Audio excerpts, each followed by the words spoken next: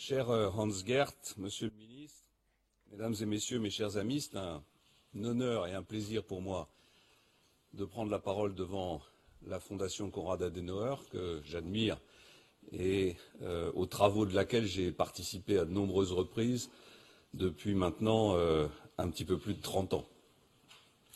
Je viens ici comme gaulliste, attaché à cette amitié franco-allemande qui a toujours donné sa force au projet européen. Candidat à l'élection présidentielle, j'entends défendre mes convictions sur la place du continent européen dans le monde. Mon Europe respecte les nations. Mon Europe protège les Européens, leur donne des emplois, défend nos intérêts économiques et contrôle nos frontières. Mon Europe doit être le foyer de la liberté, de l'innovation, de la culture. Mon Europe est indépendante. Elle est debout face aux menaces qui l'entourent. Pour tout dire, je vois l'Europe comme une civilisation qui doit donc être défendue. Et je tire aujourd'hui le signal d'alarme. L'Europe devrait décupler notre puissance aujourd'hui, elle la réduit. Elle devrait décider, et en réalité, le plus souvent, elle hésite. Elle devrait simplifier, et elle complique. Elle devrait nous rendre fiers, et elle ne nous parle plus au cœur. À force de tergiversation, nous ne savons plus où nous voulons aller, ni ce que nous voulons construire ensemble. Notre faiblesse nous disloque, elle nous attire le mépris des grandes puissances, elle nous discrédite. Ici, à Berlin, j'appelle à un sursaut européen. Nous ne pouvons pas continuer comme avant. Nous devons remettre à plat les compétences européennes et nous interroger sur ce qui est essentiel et sur ce qui est accessoire. Nous devons définir nos priorités, nous devons préciser ce que nous voulons faire, avec qui nous voulons le faire et dans quel cadre. Et pour cela, il y a une condition préalable qui n'est pas suffisante mais qui est nécessaire. Il faut que la France retrouve sa voix et qu'elle retrouve un leadership en Europe. Notre chômage de masse, notre incapacité à réduire notre dette, nos déficits commerciaux ne sont pas seulement des handicaps pour la France, ils sont des handicaps pour la France bien sûr, mais ils réduisent aussi notre poids politique sur la scène européenne et sur la scène internationale. Voilà pourquoi mon projet présidentiel ne recule devant aucune des décisions nécessaires en matière économique. Ces décisions, elles amélioreront la vie quotidienne de mes compatriotes, elles leur redonneront la dignité par le travail, mais elles rétabliront aussi la pleine souveraineté de la France et donc sa capacité à peser sur le futur européen. Il est de bon ton, en France en tout cas, de s'inquiéter de la puissance économique allemande en Europe. La réalité, c'est que cette puissance résulte du travail des Allemands, de l'effort de réforme conduit par les Allemands, mais elle résulte aussi de notre incapacité ces dernières années à prendre les mesures nécessaires nous-mêmes pour nous redresser.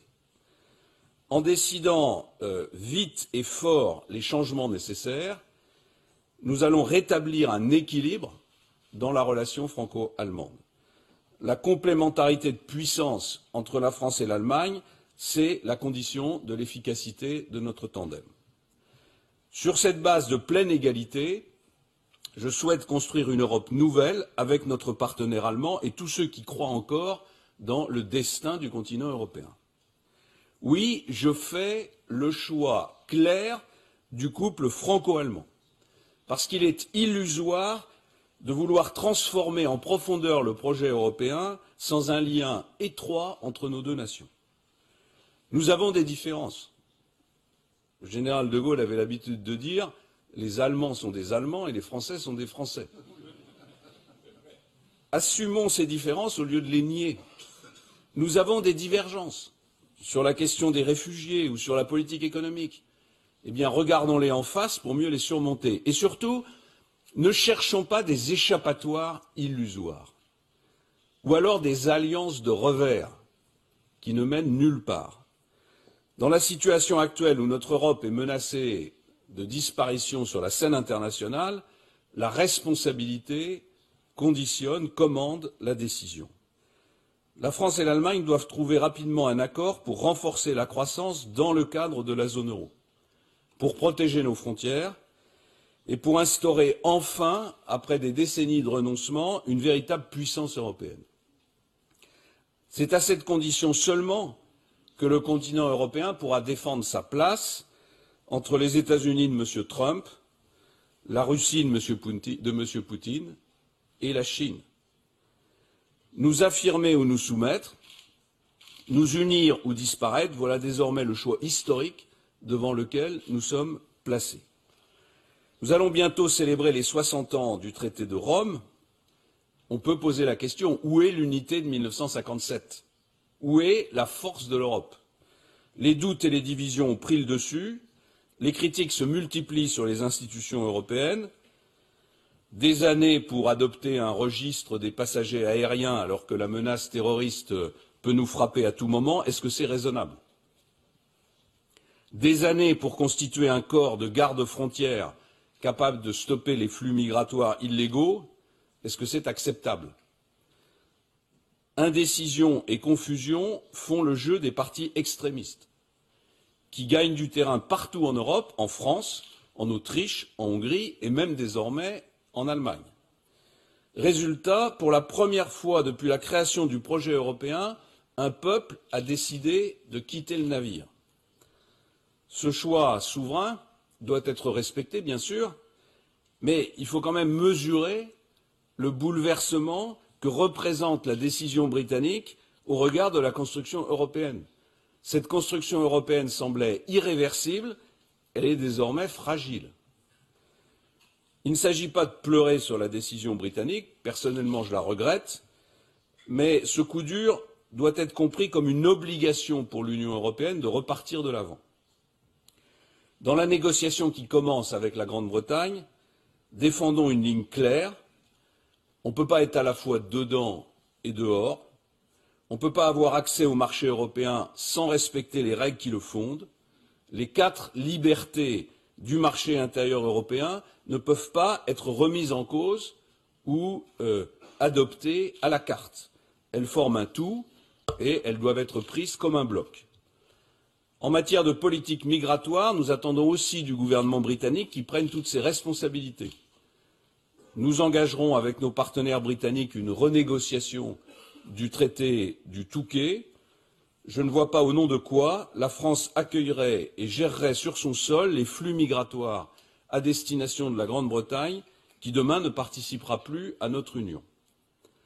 Le discours de Theresa May mardi dernier montre que le gouvernement britannique est prêt à tirer clairement les conséquences concrètes du référendum, clarifier la situation, lever les ambiguïtés techniques, mais en même temps, je l'affirme devant vous, poursuivre notre coopération avec la Grande-Bretagne sur des sujets vitaux comme les questions de sécurité et les questions de défense. Voilà la ligne que je propose. La question britannique est majeure, mais elle ne doit pas nous détourner de ces défis immédiats. Le premier défi, c'est celui de la crise migratoire. Durant la seule année 2015, c'est plus d'1,3 million de réfugiés qui sont entrés sur le territoire européen, dont la plus grande part ici en Allemagne.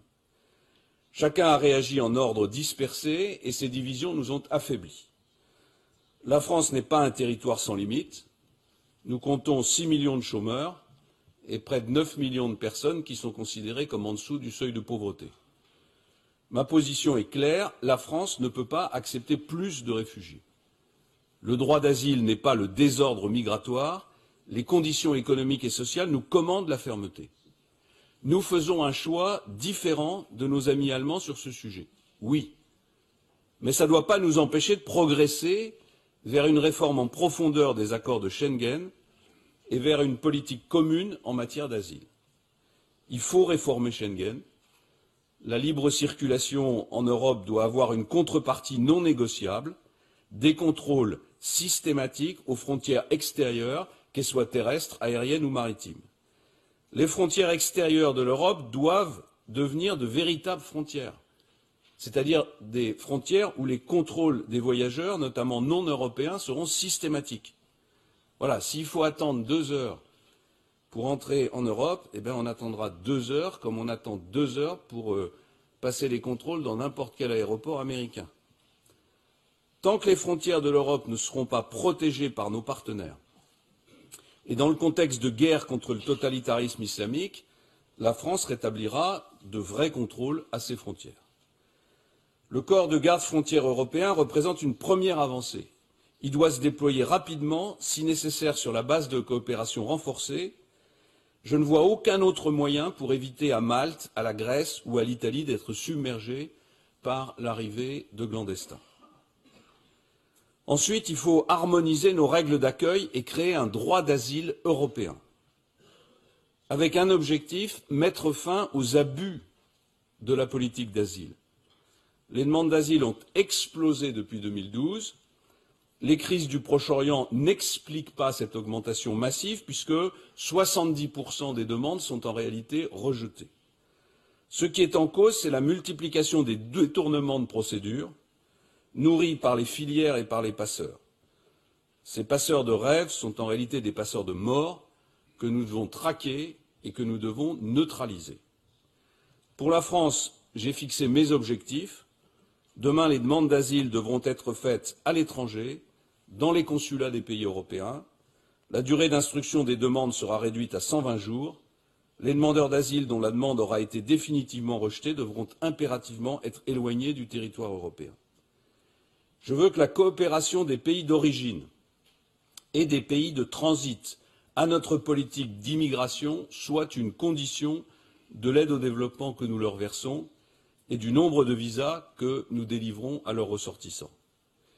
Il est temps d'assurer une réciprocité dans l'aide au développement. La période où la question de l'immigration était passée sous silence dans toutes les discussions entre l'Union européenne et ses partenaires en développement doit être révolue. On a besoin d'accords de réadmission qui fonctionnent réellement. Vous le savez bien, en 30 ans, la population de l'Afrique va plus que doubler. Il faut donc définir des nouveaux partenariats avec des financements ciblés dans des domaines clés, l'accès à l'énergie, la formation de la main-d'œuvre africaine, le numérique. Et je veux dire de ce point de vue-là, et je le lui ai dit ce matin, que je soutiens totalement la proposition de la chancelière Angela Merkel de faire du développement en Afrique une priorité de la présidence allemande du G20. Je souhaite que cet enjeu majeur fasse l'objet de propositions conjointes entre la France et l'Allemagne. Pour protéger efficacement nos frontières, encore faut-il que nous soyons capables de les définir. Je propose, et c'est une position, je crois, largement partagée en France, qu'on en finisse avec les élargissements permanents. Cette fuite en avant géographique inquiète aujourd'hui les peuples européens. Nous vivons avec la Turquie dans un déni collectif qui dure depuis plus de 50 ans. Laisser prospérer cette idée que la Turquie finira au bout du compte par adhérer à l'Union européenne est une manière, de mon point de vue, de la tromper et de ne pas la respecter. La place de la Turquie n'est pas dans l'Union européenne. Ma position sur ce sujet n'a pas varié et elle ne variera pas. La Turquie, c'est un État stratégique pour les Européens. Notre partenariat économique, comme nos intérêts de sécurité, exigent que nous développions avec la Turquie une relation étroite, mais plus nous avancerons dans la clarté, plus notre relation sera forte. Il faut donc jeter les bases d'une nouvelle relation fondée sur des objectifs partagés, la coopération contre le terrorisme, l'union douanière, des grands projets dans le domaine de l'énergie et des transports. Avec l'Ukraine, second sujet, puisqu'on parle de nos frontières, je considère que l'Union européenne a fait preuve à la fois de précipitation et de légèreté. Avec la signature d'un accord d'association en 2014, avec nos promesses inconsidérées sur une perspective d'adhésion, avec les sous-entendus irresponsables de certains sur l'extension de l'OTAN, nous avons suscité de faux espoirs. Il faut avoir le courage de le reconnaître. Il est urgent que l'Europe retrouve ses frontières. Le troisième défi, c'est la défense des intérêts économiques européens. Dans un monde où chaque puissance se défend bec et ongles, il est temps que les États européens sortent de leur torpeur pour se protéger et pour faire valoir leurs droits. Il ne s'agit pas de se barricader, il ne s'agit pas de céder non plus à un libre-échange sauvage, sans règles et sans contrôle. Le commerce international doit inventer de nouvelles règles fondées sur un principe de stricte réciprocité. Et nous, Européens, nous devons être en pointe sur ce sujet, notamment dans le cadre du G20. Il y a une grande bataille qui se prépare sous nos yeux, auquel il faudrait mieux qu'on n'assiste pas en spectateur, entre les États-Unis de M. Trump et la Chine de M. Xi Jinping. Ce sont nos entreprises, ce sont nos PME, ce sont nos emplois qui sont en jeu, c'est aussi notre agriculture et notre alimentation. Pas de concessions dans les négociations commerciales. Nous devons refuser des accords de libre-échange quand ils ne sont pas équilibrés et quand ils ne sont pas dans l'intérêt de nos économies. De ce point de vue-là, le projet de traité commercial avec les États-Unis est déséquilibré. Sa signature menacerait nos intérêts agricoles et notre modèle de développement. S'agissant du traité commercial avec le Canada, des clauses de sauvegarde ont été prévues, notamment pour les produits sensibles. Eh bien, nous devrons, si c'est nécessaire, les activer. À l'égard des multinationales étrangères qui opèrent sur notre marché, nous devrions faire preuve de la même rigueur que celle que les Américains pratiquent à notre égard. Une banque française a été, il y a quelques années, condamnée à une amende de 9 milliards de dollars pour avoir méconnu la législation américaine. J'ai compris qu'une banque allemande était sous le coup de la même accusation. Des centaines d'entreprises européennes sont en permanence sous la menace de sanctions américaines totalement injustifiées au regard du droit international et des règles européennes. Pourquoi nous, Européens, ne faisons pas preuve de la même fermeté lorsqu'une grande entreprise américaine opère sur notre marché intérieur sans en respecter les règles? Je pense que cette passivité européenne n'est plus acceptable et qu'elle doit cesser. Nous devons nous doter des outils nécessaires pour faire respecter nos procédures, nos règles, nos exigences, nos lois fiscales par toutes les multinationales du monde qui veulent opérer sur notre marché intérieur.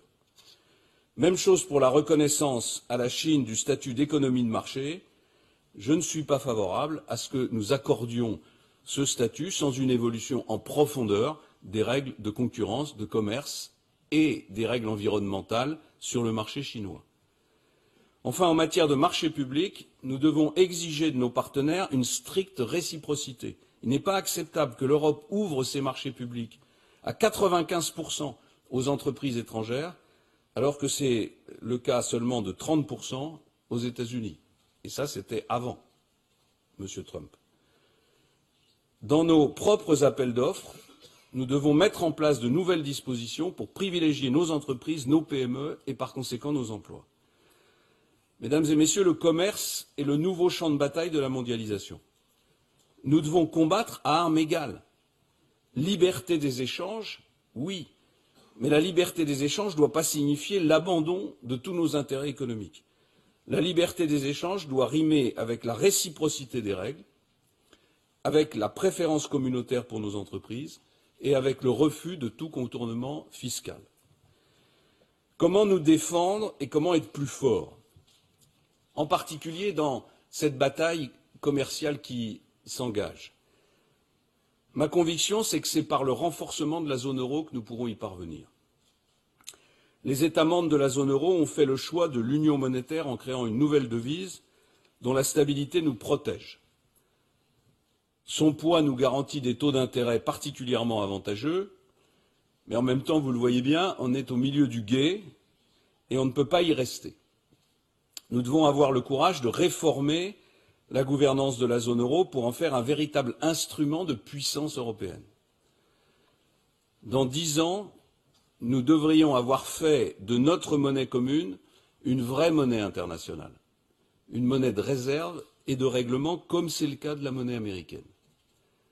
Je me souviens d'ailleurs, puisque je n'étais pas favorable à l'origine à la création de la monnaie européenne, que parmi les arguments qui étaient mis en avant pour la défendre, il y avait cet objectif de faire de l'euro l'équivalent du dollar et de nous assurer notre autonomie monétaire. Eh bien, euro et dollar doivent demain, même si c'est du long terme, avoir la même crédibilité sur la scène financière internationale. Pour y parvenir, il faut évidemment, on n'y parviendra pas par des décrets, par des lois, par des textes, par de l'organisation. La seule manière d'y parvenir, c'est d'obtenir la confiance des investisseurs. Comment le faire si nous ne distinguons pas l'Europe des 19 pays partageant la monnaie unique de celle des 27 ou des 28? Renforcer l'intégration économique de l'Europe des 19 sera donc ma priorité. Je propose que les États membres de la zone euro se fixent un agenda d'harmonisation de leur fiscalité.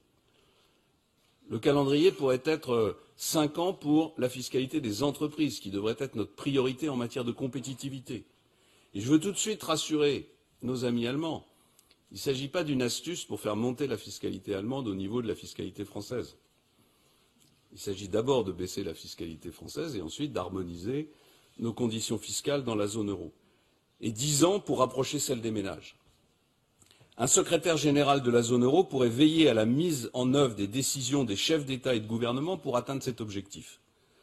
Et sans attendre, la France et l'Allemagne pourraient créer le mouvement.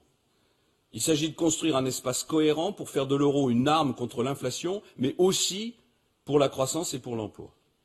Aux côtés de la Banque centrale européenne, dont l'indépendance doit être absolument préservée, il faudra donner une visibilité au pilotage politique de la zone euro. Et moi, je propose que cette visibilité soit simplement le fait de la réunion régulière des chefs d'État et de gouvernement avec leurs ministres des Finances, et je souhaite que les parlements nationaux soient associés à la mise en œuvre de cette stratégie. Nous devons enfin nous doter d'un véritable fonds monétaire européen, ayant vocation à s'assurer de la mise en œuvre rigoureuse de la politique des États concernés et assurant à l'Europe son autonomie face au Fonds monétaire international. En Europe, la lutte contre le dumping social doit aussi devenir un objectif partagé. Il ne faut pas s'écarter d'un principe fondamental. À l'intérieur de chaque État membre, pour un travail égal, le salaire doit être égal et les cotisations sociales aussi. Si je suis élu, je demanderai la renégociation de fond en comble de la directive sur les travailleurs détachés pour faire respecter ce principe.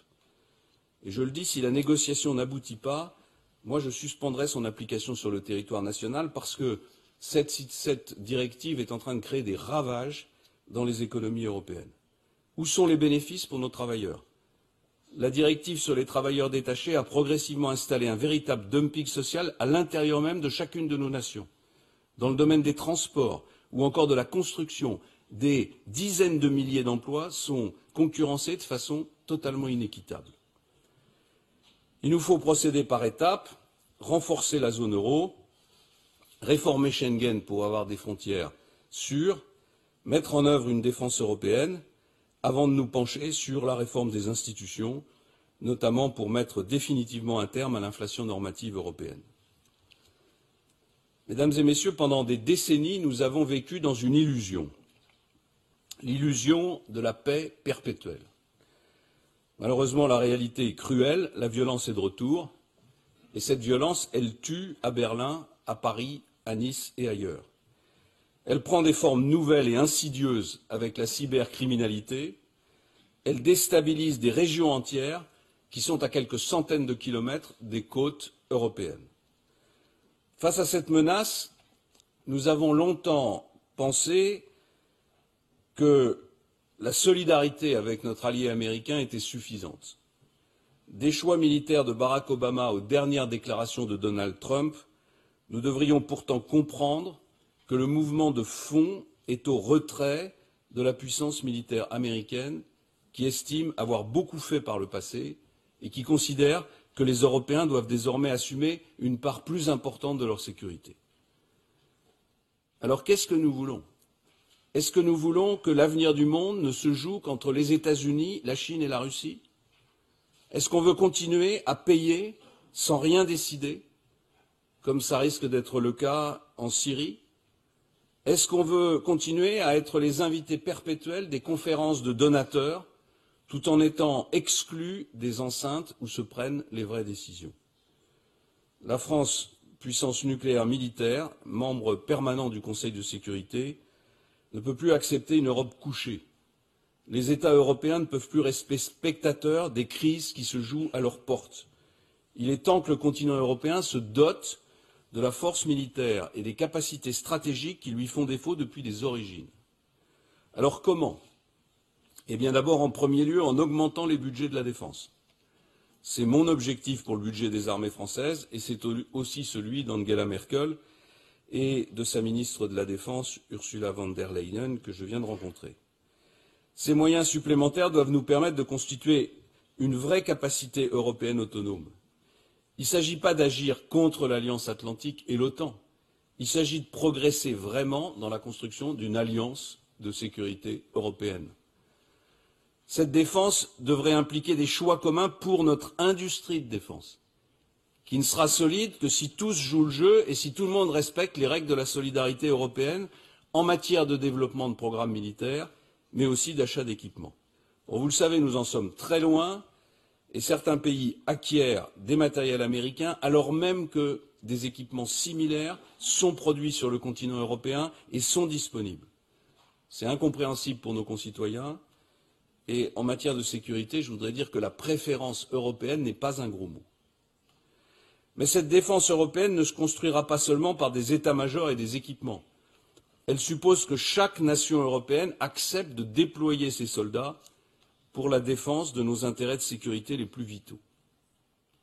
J'ai eu l'occasion, il y a quelques jours, de me rendre en décembre au Mali et au Niger, et je suis fier de ce que nos armées font là-bas.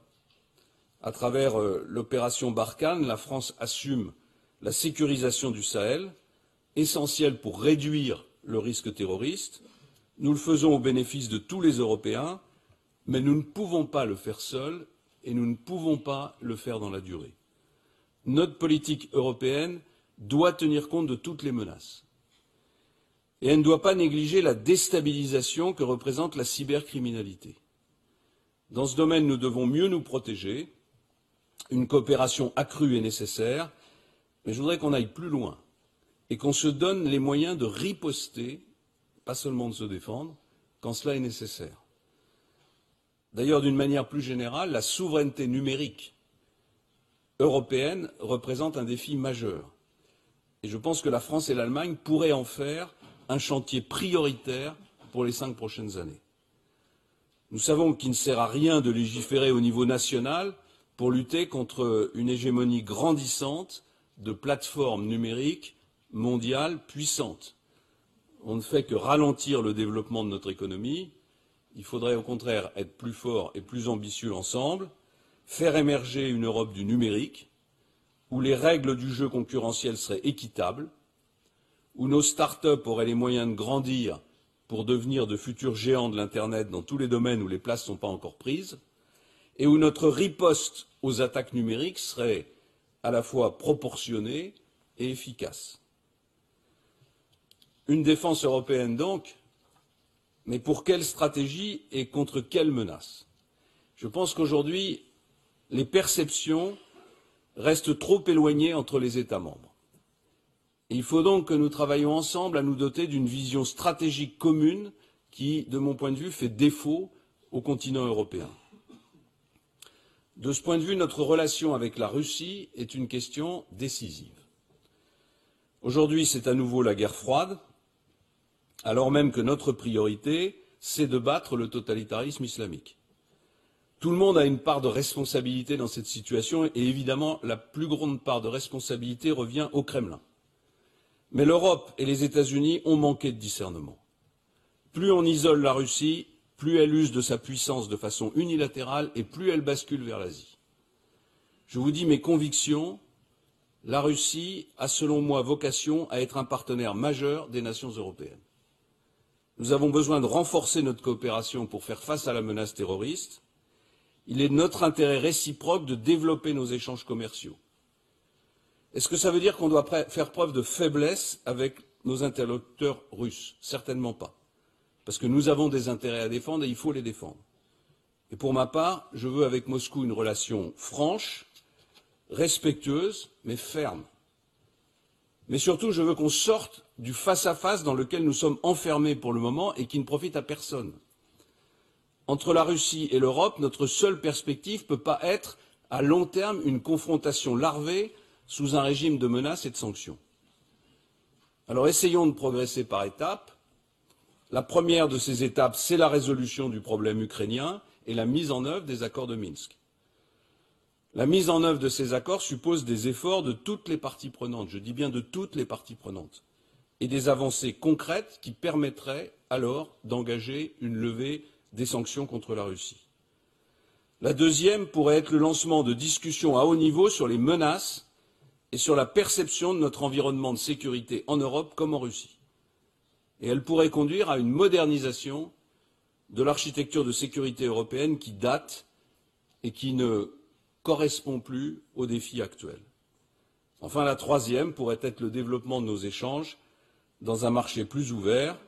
Je pense qu'entre l'Europe et la Russie, même si c'est difficile, on doit rétablir la confiance, retrouver le chemin du dialogue et construire une relation forte. En tout cas, ce sera mon ambition. Mais le continent européen ne peut pas non plus se limiter à un marché ou à un espace de sécurité. Le continent européen doit s'affirmer comme une référence de modernité et surtout il doit, et c'était le début de mon propos au fond, incarner une civilisation singulière. Nous en avons les atouts scientifiques et humains, alors que nous célébrons cette année avec le 30e anniversaire du programme Erasmus, une des plus belles de nos réalisations communes. Eh bien, il faut faire mieux. Il faut mettre en réseau nos pôles de compétitivité, nos programmes de recherche, nos universités, pour faire contrepoids aux investissements massifs qui bénéficient aux secteurs stratégiques aux États-Unis et en Chine. Faisons donc de notre génération celle qui bâtira les Airbus de l'avenir, dans le secteur du numérique ou dans le secteur des nouvelles technologies. Je sais qu'il y a toujours un peu de scepticisme en Allemagne quand on propose des projets qui donnent le sentiment d'être un peu pilotés de manière publique, mais si je peux me permettre de raconter un souvenir personnel, j'étais le tout jeune collaborateur du ministre des Transports il y a très longtemps, je pense que c'était en 1978, et je me souviens d'avoir participé à ses côtés à une réunion à Bad Godesberg, où notre objectif était de convaincre l'Allemagne de ne pas abandonner Airbus, que le gouvernement allemand de l'époque considérait comme une folie financière qui ne déboucherait jamais sur un programme commercial efficace. Voilà. Alors la France s'est souvent trompée en matière de choix public, mais enfin là, en l'occurrence, c'est plutôt nous qui avions raison. Une fois. Oui, mais quelle fois? Je pense aussi que la construction d'une nouvelle politique énergétique est une nécessité vitale. En 2020, notre continent sera dépendant à 75% de l'extérieur. Pour les énergies renouvelables comme le photovoltaïque, on n'a pas encore réussi à construire une industrie capable de contrer la concurrence asiatique. Il faut donc bâtir une stratégie commune, en respectant les choix de chacune des nations, mais en les respectant tous. Et vous savez que pour nous, ça veut dire une énergie nucléaire modernisée, alliée au développement des énergies alternatives. Nous devons également tout faire pour que le projet spatial européen soit maintenu et soit amplifié. Enfin, au cœur de l'ambition européenne, je veux nous voir réaffirmer notre culture et nos valeurs. Et ici, à Berlin, je fais une proposition, celle d'une initiative franco-allemande visant à créer à Strasbourg un musée de la civilisation européenne. C'est un projet politique qui, à mes yeux, serait porté au plus haut niveau en France et en Allemagne. Un projet qui aurait vocation à enclencher une dynamique autour de l'Europe de la culture. Ce musée fonctionnerait sur les bases d'une fondation franco-allemande, associant des partenaires publics et privés et les grands musées européens. Il fonctionnerait sur la base de prêts avec des collections tournantes. Il s'agirait de construire un lieu qui rassemble des œuvres d'art témoignant de la richesse de l'histoire de l'art en Europe et de la force de ses artistes. Ce lieu serait une vitrine des chefs-d'œuvre européens. Et puis il y a dans la civilisation européenne un répertoire de valeurs qui, dans le monde, signe notre singularité. L'humanisme, la tolérance, la liberté de conscience, la solidarité, l'individu pris comme référence de toute justice, l'état de droit comme seul fondement légitime du pouvoir, le respect enfin du droit international et de la souveraineté des États. Contre la tentation de la force pour la force et du renversement des régimes, assumons que la force ne peut être que ce dernier recours au service de vraies ambitions politiques. Contre la gestion imprévisible des conflits, portons une ambition de développement de long terme des zones les plus instables de la planète. Mesdames et messieurs, nous sommes le continent le plus riche au monde. Ce continent a une âme, puisque dans chacune de nos capitales, nous ressentons nos héritages entremêlés.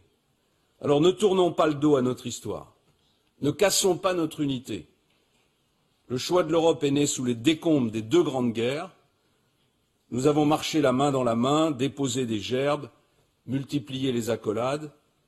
L'Europe a réussi à réconcilier les morts, elle a réussi à se construire au jour le jour, mais maintenant c'est une autre histoire qui commence.